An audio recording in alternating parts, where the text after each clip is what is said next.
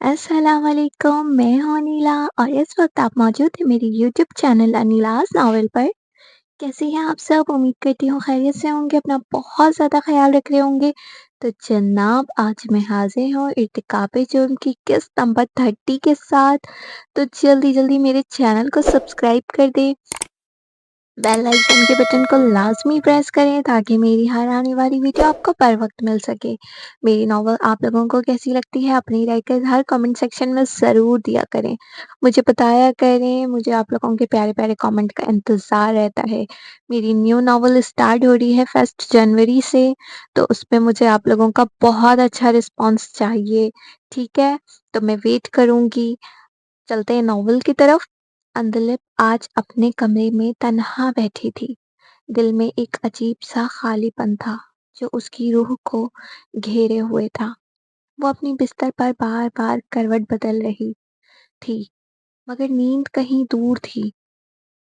جہاں کشمالہ ہمیشہ اس کے ساتھ سویا کرتی تھی، آج وہ جگہ سنسان اور خالی تھی، جس نے اس کے دل کو اور زیادہ تنہا کر دیا تھا۔ کمرے کی خاموشی میں ہر چیز گونج رہی تھی، جیسے وقت بھی رک سا گیا ہو۔ تب اچانک اس کے ذہن میں ہال میں عشق کی وہ بات تازہ ہو گئی جو اس نے کچھ دیر قبل کہی تھی۔ عشق کی آواز دل کو چھو گئی اور ایک نرم سی مسکراہٹ اس کے ہونٹوں پر آ گئی۔ اندلپ ہال کے دیوار کے ساتھ لگ کر کھڑی تھی، ہاتھ میں ٹیشو پیپر لیے، اپنی آنکھوں کے کنارے آ گئے آنسوؤں کو صاف کر رہی تھی۔ کشمالہ کی رخصتی کا درد ابھی دل میں تازہ تھا۔ وہ محسوس کر رہی تھی کہ دل کا بوجھ کم ہونے کے بجائے اور بڑھتا جا رہا ہے۔ ان آنسوؤں کو چھپانے کی کوشش میں وہ خود سے لڑ رہی تھی کہ یہ رونا اسے کمزور نہ بنا دے۔ اتنے میں پیچھے سے عشق کی نرم اور پرسکون آواز سنائی دی۔ ان آنکھوں میں آنسو اچھے نہیں لگتے اندلپ، تمہیں رونے کی ضرورت نہیں، تم بہت مضبوط ہو۔ اندلپ نے پلٹ کر عشق کی جانب دیکھا۔ اس کی آواز میں تھوڑا سا درد اور عزم دونوں تھے۔ عشق، کبھی کبھی دل کے زخم اتنے گہرے ہوتے ہیں کہ آنسو چھپانا ممکن نہیں ہوتا، مگر تم ٹھیک کہتے ہو، مجھے مضبوط بننا ہوگا، اپنے لیے، کشمالہ کے لیے اور اپنی فیملی کے لیے۔ وہ آنسوؤں کو پیچھے دھکیل کر مسکرا دی اور اپنے دل میں فیصلہ کیا کہ اب وہ کمزور نہیں ہوگی۔ اس نے دل میں سوچا کہ شاید یہ خالی پن بھی کسی دن بھر جائے گا اور زندگی پھر سے اپنے رنگوں میں رنگ جائے گی، لیکن ابھی کے لیے یہ تنہائی ہی اس کی ساتھی تھی جو اسے اپنے جذبات کے سمندر میں بہا لے جا رہی تھی۔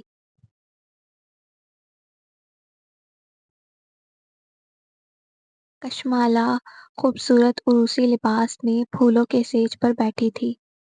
اس کے دل کی دھڑکن تیز تھی۔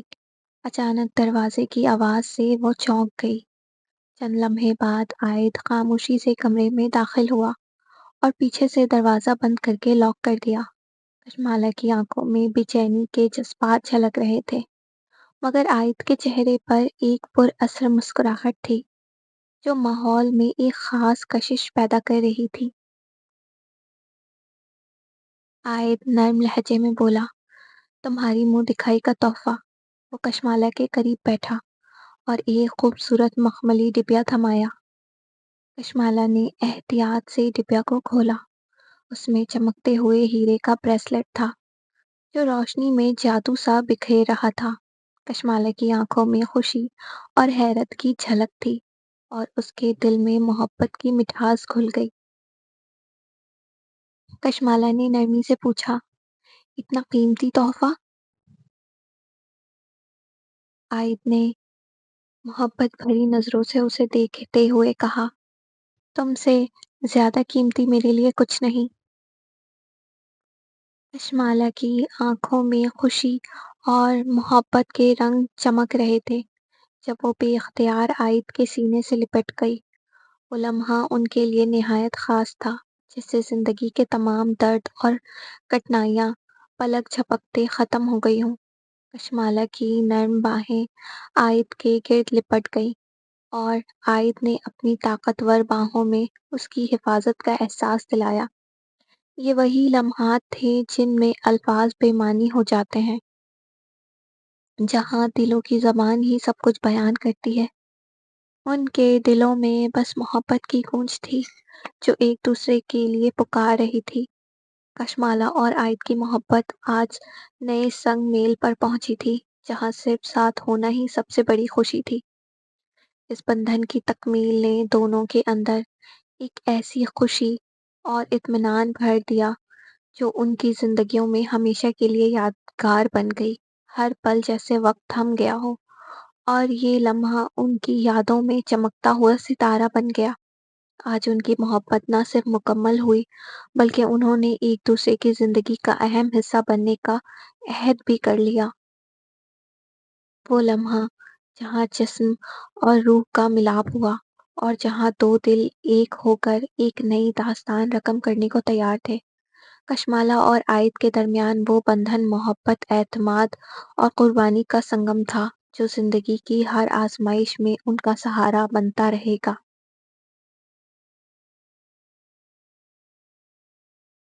بیٹا، ابھی تو آیا ہے اور اب جانے کی باتیں؟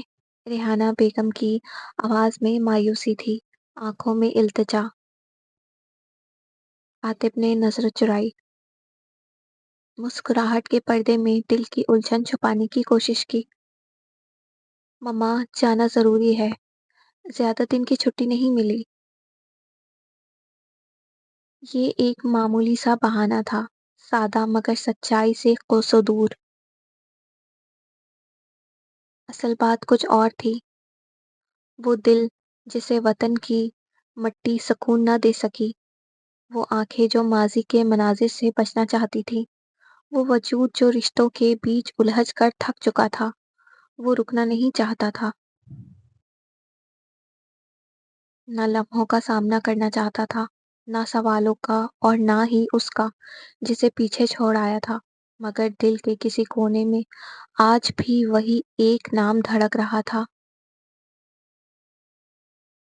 ٹھیک ہے، لیکن اگلی بار پورے مہینے کی چھٹی لے کر آنا، ریحانہ بیگم نے تھوڑا سا خفا ہو کر کہا۔ اور اگر باس نہ مانے تو میری بات کروا دینا، میں بھی دیکھوں کون سی نوکری ماں کو اس کے بیٹے سے جدا کر سکتی ہے۔ عاطف مسکرا دیا، آگے بڑھ کر ماں کے ہاتھ تھامے اور محبت بھرے لہجے میں بولا، ٹھیک ہے میری پیاری مما، بالکل ایسا ہی کروں گا۔ اس بار نہیں، اگلی بار صرف آپ کے لیے بہت لمبی چھٹی۔ ریحانہ بیگم کی آنکھوں میں ایک سکون اتر آیا۔ وہ جانتی تھیں بیٹا شاید دکھ چھپا رہا ہے، مگر ماں کا دل بہلانا بھی تو بیٹے نے سیکھ ہی لیا تھا۔ مما، مجھے کچھ ضروری سامان لینا ہے، میں تھوڑی دیر کے لیے باہر جا رہا ہوں، عاطف نے نرمی سے کہا۔ ریحانہ بیگم نے ایک نظر اسے دیکھا، پھر سر ہلا کر بولی، ٹھیک ہے بیٹا، لیکن زیادہ دیر مت لگانا، شام ہونے والی ہے، بارش کی پیشن گوئی بھی ہے۔ جی مما، جلدی واپس آ جاؤں گا، عاطف نے مسکرا کر کہا اور گھر سے باہر نکل گیا۔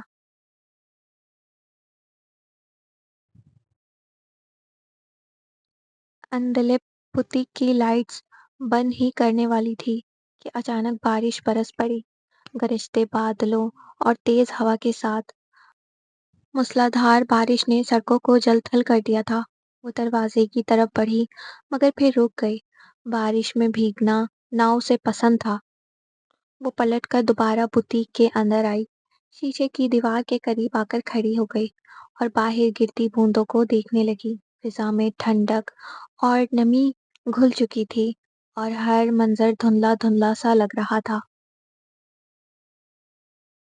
اس کی نگاہیں بارشتے بھیگتی سڑک پر تھیں، مگر دل کہیں اور۔ وہ یوں ہی خاموش کھڑی بارش تھمنے کا انتظار کرنے لگی۔ جب اچانک کوئی بوتیک میں داخل ہوا، وہ فائز تھا۔ اندلپ نے حیرت سے پوچھا، آپ؟ فائز نے خفیف سا مسکرا کر کہا، جی، یہاں سے گزر رہا تھا۔ बुटीक खोली देखी तो तो अंदलिप ने आईब्रो चढ़ाते हुए पूछा। फ़ाइज़ ने नज़रें मिलाए बगैर कहा, तो दिल ने कहा देख लूं, कहीं तुम बारिश में अकेली तो नहीं। अंदलिप ने नज़रें झुकाते हुए नरमी से कहा, शायद वो उससे नज़र मिलाना नहीं चाहती थी। मिस्टर फ़ाइज़, हमारा रिश्ता ऐसा नहीं कि आप मुझसे इस तरह बेतकल्लुफ़ हो जाएं। फ़ाइज़ ने एक लम्हे को खामोशी इख्तियार की, फिर धीरे से बोला, अंदलिप, मैं जानता हूँ जो कुछ मैंने किया, उसके बाद शायद मेरे अल्फाज, मेरी मौजूदगी, ये सब तुम्हें नागवार लगें और सच कहूँ तो मुझे खुद पर शर्म आती है।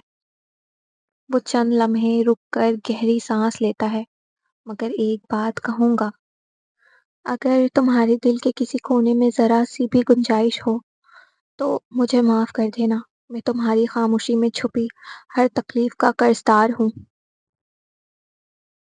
अंदलिप ने एक गहरी नज़र उस पर डाली। कभी-कभी माफ़ी से ज़्यादा इंसान को खाली छोड़ देना बेहतर होता है, ताकि वो अपनी गलतियों के साथ ज़िंदा रह सके। फ़ाइज़ खामोशी से उसकी बात सुनता रहा।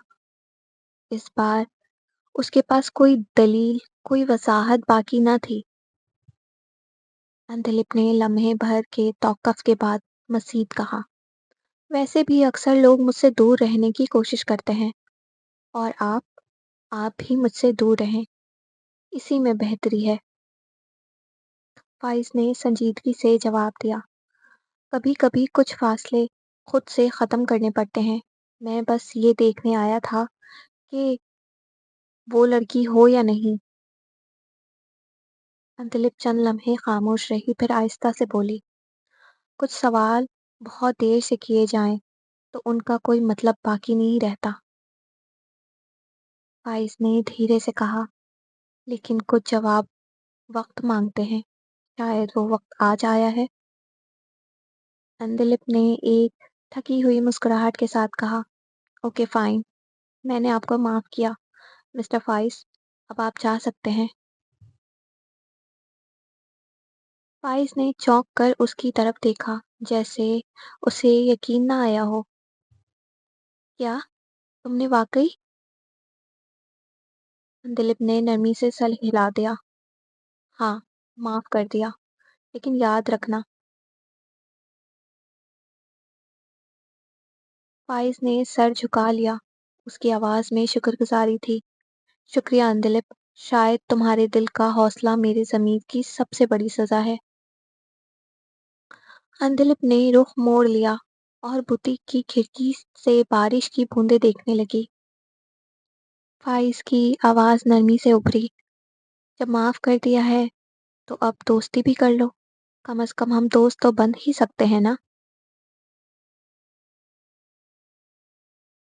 अंदलिप ने हल्के से जज़्बात में सर हिलाया। फ़ाइज़ ने मुस्कुराकर कहा, चलो फिर, जब दोस्ती हो गई है, तो मैं तुम्हें घर छोड़ देता हूँ।